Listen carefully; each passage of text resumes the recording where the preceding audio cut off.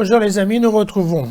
Alors, toujours l'évangile de Luc, mais cette fois-ci, nous retrouvons le fameux chapitre 14 dans lequel nous étions la semaine dernière et dans lequel nous avons passé un morceau de notre semaine. Et donc, cette fois-ci, pour les versets 1, puis les versets 7 et 11,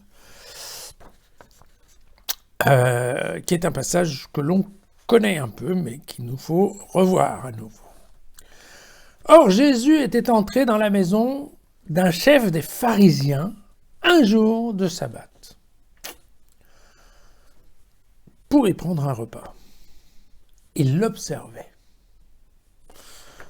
Avant de continuer, je vous fais déjà le commentaire. Vous vous rappelez que, par exemple, Matthieu, qui avait pris les pharisiens un peu à rebrousse-poil, a toujours tenté de nous dire que Jésus ne s'entendait absolument pas avec les pharisiens. Et vous voyez que là, manque de peau, Luc lui dit le contraire, puisqu'a priori, si le chef des pharisiens invite Jésus à table un jour du Shabbat, eh bien, ça veut quand même dire que globalement, Jésus s'entendait pas mal avec eux, voire que probablement, il était assez proche de cette communauté des pharisiens.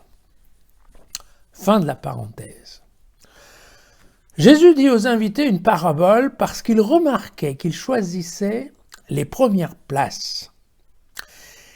Il leur dit, « Quand tu es invité à des noces, ne va pas te mettre à la première place, de peur qu'on ait invité quelqu'un de plus important que toi, et que celui qui vous a invité,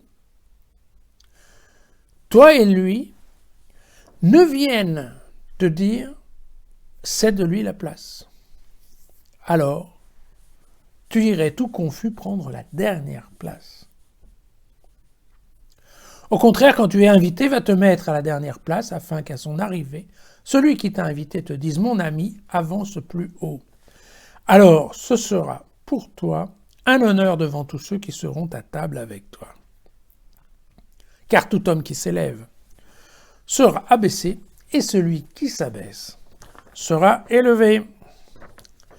Alors, évidemment, ce qu'il faut bien voir, c'est un texte qui est très inspiré par la Bible, par l'Ancien Testament. Je vais vous lire juste un passage du proverbe numéro 25, dans les versets 6 et 7. Je vous rappelle que les proverbes, c'est de la sagesse ancienne, hein. Ça date d'avant la Bible, on est bien d'accord. C'est quelque chose qui est vraiment pratiqué depuis des centaines et des centaines et des centaines d'années, déjà à l'époque de Jésus. Donc dans ce proverbe, il est dit « Ne fais pas l'arrogant devant le roi, ne te tiens pas dans l'entourage des grands, car mieux vaut qu'on te dise « Monte ici » que de te voir humilié devant une table. » Comme vous voyez, ces petites sagesses anciennes sont toujours valables de nos jours. Et puis, je voudrais vous citer un autre passage, qui est du proverbe Ézéchiel, au chapitre 21. « Écoute, prince d'Israël, impie, méchant, ton jour viendra. Qu'on ôte le turban, qu'on enlève la couronne, les choses ne seraient plus ce qu'elles étaient.